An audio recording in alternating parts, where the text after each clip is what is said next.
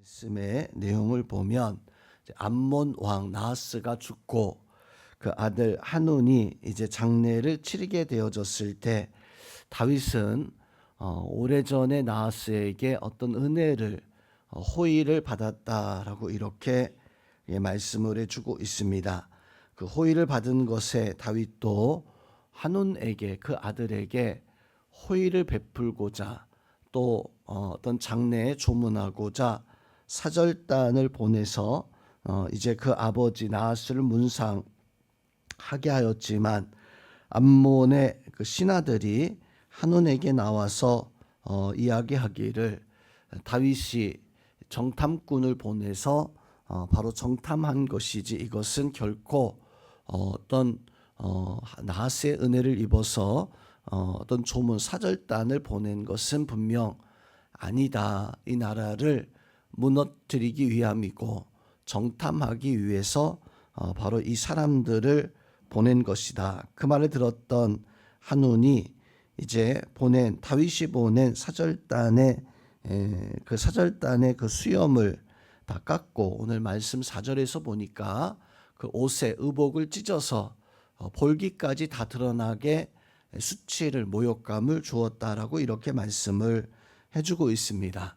다윗이 이 사실을 알고 그 사절단을 여리고에 머물게 하고 이제 수염이 다 자라기까지 그곳에 거하게 하였습니다. 또한 암몬 이 자손들은 자기 자신들이 다윗에게 잘못 행한 것을 깨닫고 방도를 찾기를 전쟁할 방도를 찾은 겁니다. 그래서 아람에게까지 나아가서 용병을 바로 돈 주고 이제 용병을 구하고 그 용병과 더불어서 오늘 7절 말씀에서 보니까 모든 암몬 자손들이 전쟁하려 싸우러 나왔다라고 이렇게 말씀을 해주고 있습니다.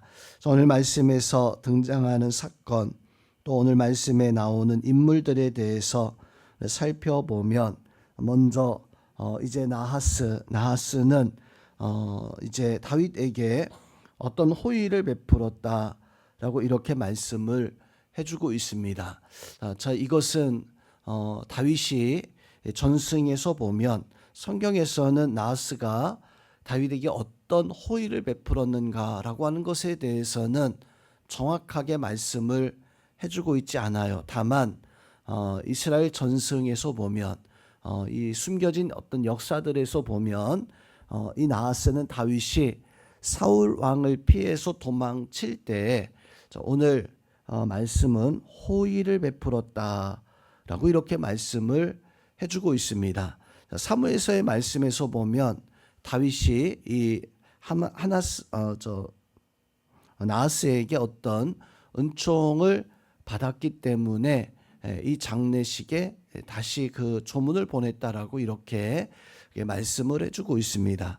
즉 사무엘서의 말씀에서는 은총을 받은 사실이 있었다. 자, 오늘 말씀에서는 호의를 베풀었다. 어떤 은혜를 받았다라고 하는 말과 호의를 받았다라고 하는 말은 많은 차이가 있습니다. 그렇지만 다윗이 이 나하스에게 받은 호의 때문에 그것을 잊지 아니하고 오늘 사절단을 보내었다라고 하는 것은 성도 여러분, 오늘 다윗이 나하스에게 입었던 그 일이 큰 일은 분명 아니었었던 것 같아요. 그런데 적어도 다윗은 작은 일이었었지만 나하스에게 그런 은혜를 받은 것을 기억하고 나하스가 죽었다라고 하는 말을 들었을 때 사절단을 보내서 위로하는 어떤 이런 모습을 가지게 되어졌습니다. 성경 오늘 이 말씀 속에서 우리는 나하스의 아들 한운과 또 다윗이 대처하는 또 그 모습이 완전히 다른 모습을 볼 수가 있습니다.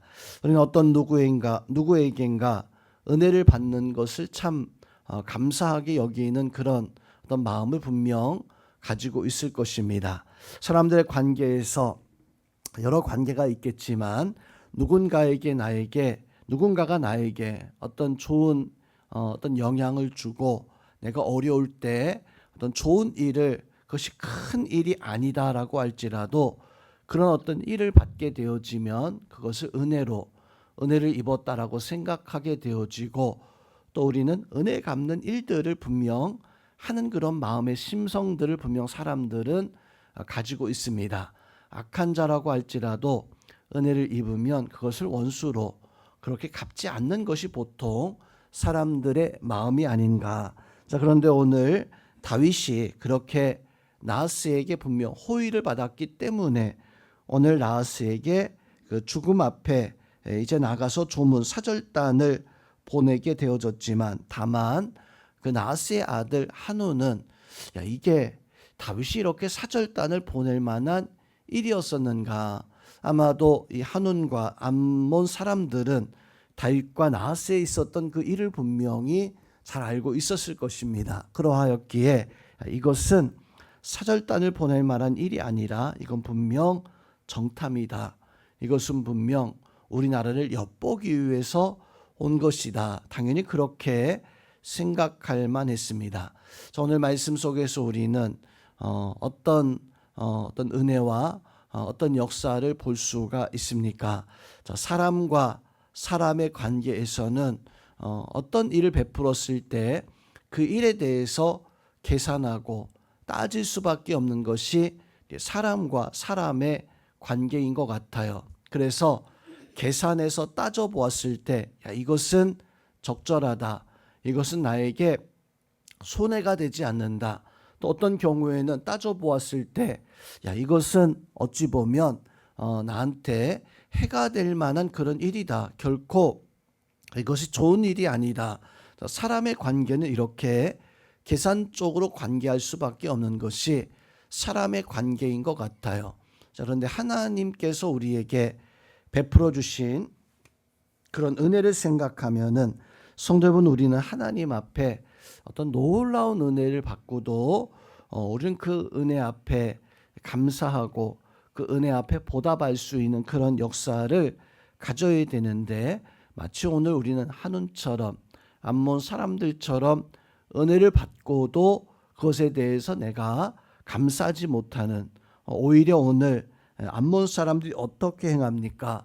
오히려 전쟁을 준비하는데 심지어 용병까지 바로 구해서 전쟁하게 되어지는, 어찌 보면 다윗이 사절단을 보낸 것에 대해서 거절하고 전쟁하는 이 모습은 어쩌면 하나님이 우리에게 베풀어 주신 그 은혜를, 그것을 우리가 깨닫지 못하고 우리가 하나님 앞에 대항해서 살아가는 그런 어리석은 모습을 가지고 있는 것이 바로 우리의 모습이 아닌가.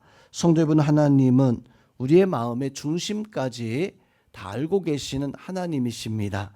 자, 우리는 하나님의 사랑을 받았고 하나님의 은혜를 받았기 때문에, 혹은 세상 속에서 우리가 어떤 우리의 계산적인 모습을 가지고 살아간다 할지라도 우리는 하나님 앞에서는 계산적인 것이 아니라 언제나 항상 감사하고 하나님 앞에 믿음으로 설 수 있는 그런 역사가 있어야 될 줄로 압니다.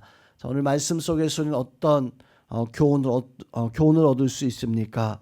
은혜를 알지 못하면 그것이 나한테 해가 될 수 있고, 우리는 은혜를 기억하며 살아갈 수 있는 사람이 되어져야 됩니다.